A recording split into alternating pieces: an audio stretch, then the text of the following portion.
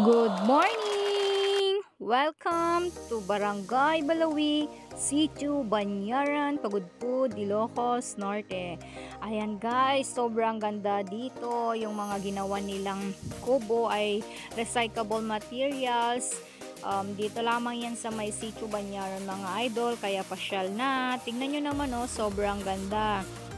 Nag-effort sila sa mga plastic bottle, sa mga guma na ginawang chair, ayan, mula sa curtain, ayan, nandiyan lahat mga idol logon. Ang ganda ng pagkagawa nila, sobrang ayos, ayan mga Mountain Dew bottles yan mga idol. Di ba nakikita nyo naman ang ganda mula sa taas, sa baba, sa gitna, di ba sa gilid-gilid, nandiyan lahat. Di ba ang ganda, ang linis. Pwede nyo siyang pasyalan mga idol, pero pag namasyal po kayo ay dapat wag po kayong mag-iiwan ng mga basura nyo, para naman sa ganun ay maano yung mga cleanliness din, para sa ganun ay hindi naman wala silang masabi pag namasyal po kayo dito. Ayan, nandyan yung mga medicinal gardens nila, tapos nandyan yung comfort room. Diba ang ganda. Nandyan din yung mga gulayan nila. Diba mula sa pot, diba? Mga plastic bottle. Kasi dito kasi sa amin mga idol, may competition ng kubo.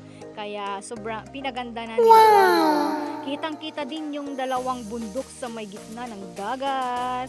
Ang ganda ng kartina nila. Saan ka pa?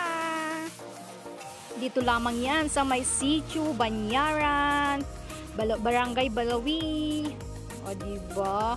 Ang ganda. Alam nyo kung ano nakita ko dyan? Yung rubber tree mga idol. Wala ako ng ganun. Rubber tree. May dedo. Ayan may playground din sila. Kaya pwede nyong ipasyal ang mga anak nyo para maglaro.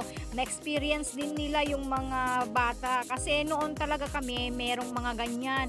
Pero sa ngayon, wala na talaga. As in, wala na. Pero ngayong may competition, ayan, nagkaroon ng ganyan. Kaya sinulit na. At ngayon, nandyan para subukan. Diba? Ayaw ako paupuin ang aking anak. In-experience niya yung ayan diba?